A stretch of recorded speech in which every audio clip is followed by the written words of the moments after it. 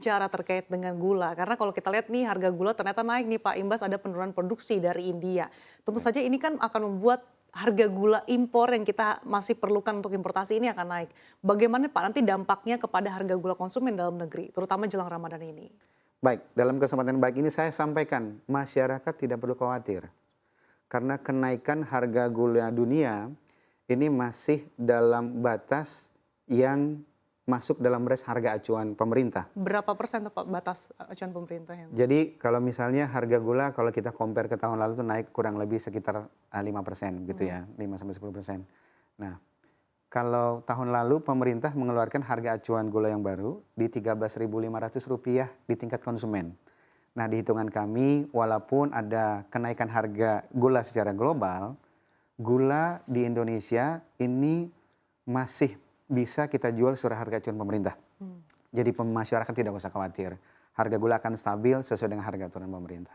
Oke, bagaimana memastikan kalau nanti harganya tetap stabil Pak? Apalagi kalau di Ramadan ini pasti peningkatannya cukup signifikan. Kalau orang Ramadan biasanya butuhnya manis-manis nih Pak. Betul. Yang saya sampaikan tadi Mbak, bahwa kami ini di gula, kita bicara gula. Selain Adifood, ada juga BEMON kita yang lain seperti PTPN yang kami ditugaskan untuk melakukan stabilisasi harga gula. Dan walaupun sebagian stok yang kita distribusikan di bulan puasa lebaran ini berasal dari hasil importasi, kita sudah hitung.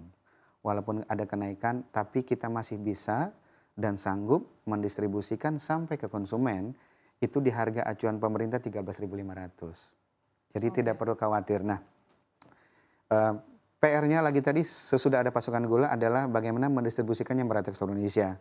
Tentunya salah satu kekuatan BUMN adalah kami punya cabang-cabang distribusi yang ada dari Sabang sampai Merauke yang membantu kami untuk mensupport pemerintah untuk mendistribusikan pasokan-pasokan gula ini ke seluruh Indonesia. Seperti itu, Mbak.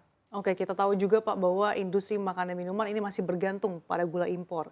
Ini seperti apa Pak dampaknya kalau tadi harganya naik, akan seberapa signifikan kenaikannya pada sektor industri makanan minuman? Baik, nah ini perlu saya terangkan juga nih. Baik, saat kita bicara gula konsumsi, ini tentunya kita bicara gula konsumsi untuk dikonsumsi masyarakat. Ya.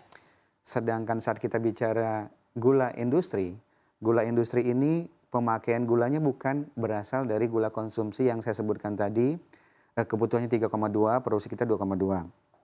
Kalau kita bicara gula industri, ini kebutuhannya kurang lebih 3 juta juga yang sumber atau jenis gulanya memang berbeda dengan gula konsumsi, yaitu refined sugar yang dikhususkan untuk gula industri, yang kalau kita lihat pergerakan dari gula konsumsi, gula industri, ya kurang lebih kenaikannya sama 5-10%, yang harusnya masih ada dalam batas-batas kewajaran tidak menimbulkan gejolak yang naik. Oke, Tentunya asalnya gula pemerintah. rafinasi itu ya Pak ya? Betul, betul. Oke, lalu seperti apa Pak nanti kalau misalkan kita lihat di bulan Ramadan ini dengan seiring juga dengan PPKM yang sudah dicabut begitu Pak, otomatis nanti tingkat daya beli masyarakat juga sudah meningkat. Lalu langkah-langkah apa lagi Pak yang dilakukan oleh ID Food mungkin bekerja sama dengan Kementerian BUMN lainnya untuk mengantisipasi harga pangan dan juga stok dari pangan ini sendiri? Selain kami tadi memperkuat stok, distribusi tentunya bersama Badan Pangan dan beberapa BUMN, kita juga melakukan beberapa program di hilir, seperti membuat beberapa bazar pangan untuk bantu konsumen gitu. Tapi yang utamanya adalah begini, memastikan agar pasokan yang kita punya tadi, ini bisa kita distribusikan merata ke seluruh Indonesia sehingga masyarakat ini dapat kenyamanan pasokan untuk bahan-bahan pangan tadi seperti minyak goreng, kemudian gula, dan daging. Di luar beberapa produk yang juga kita kelola secara reguler. Karena di luar Ramadan ini tentunya bisnis pangan adalah core bisnis kita yang kita seperti produk-produk beras dan sebagainya ini kita lakukan secara reguler saja. Jadi reguler ada penugasan tadi ya Pak ya? Betul.